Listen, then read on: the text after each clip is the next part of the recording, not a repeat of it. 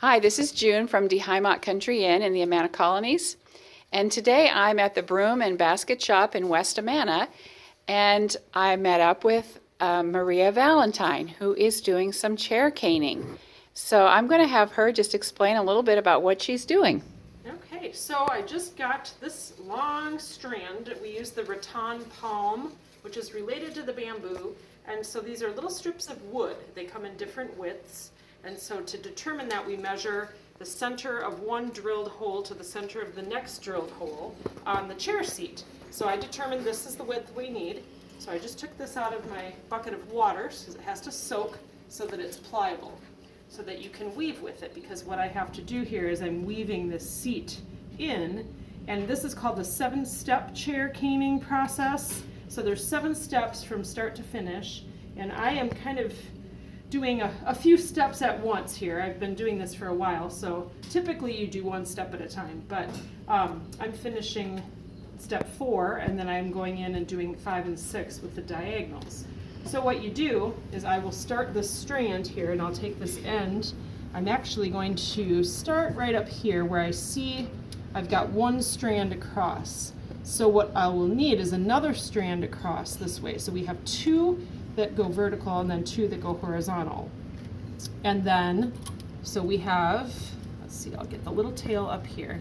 I use a no knot method, which some caners use a knot method where they tie a little knot underneath the chair rail, but I'm doing a no knot method, so I put the little tail up on the top, which those will all go away when the last step is completed.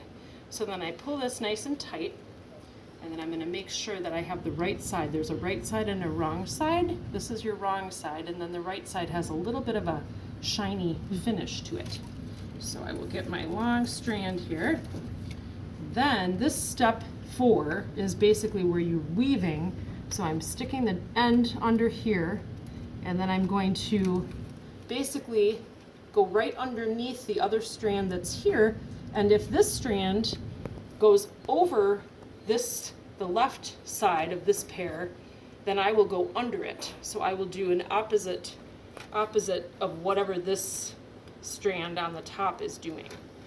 So sometimes I just start it out so that I have, so it goes under and over, and then under, over, under, over, because this one goes over, under. So I'm just doing the opposite, and I'll continue that all the way across to the other hole on the other side. And if, like right here, there's a weakness in the cane, so I have my little handy scissors here, and I'll always snip the end to get a sharp point, which is, it's helpful when you're weaving the strand.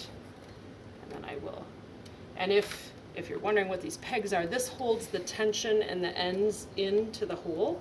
These are called caning pegs, but you can also use a Gulf tee, which is quite handy in some chairs. It works really well, and this is my first red chair that I am caning. This chair, a story behind this chair, it came from a customer up in Cedar Rapids who had gotten it out of a fire station up there, so thus the red color. Never done a red chair before, so this is kind of unique.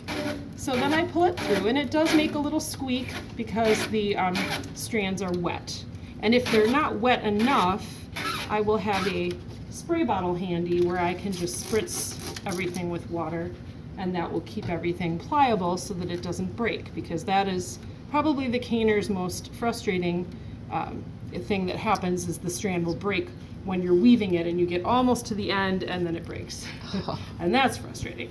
But it's just, I really find it very therapeutic. It's just something that I really enjoy doing, and the customers bring us their chairs to Schanz Furniture, which is in South Amana, and they, there's quite a few chairs that come to us and need new seats, and it's just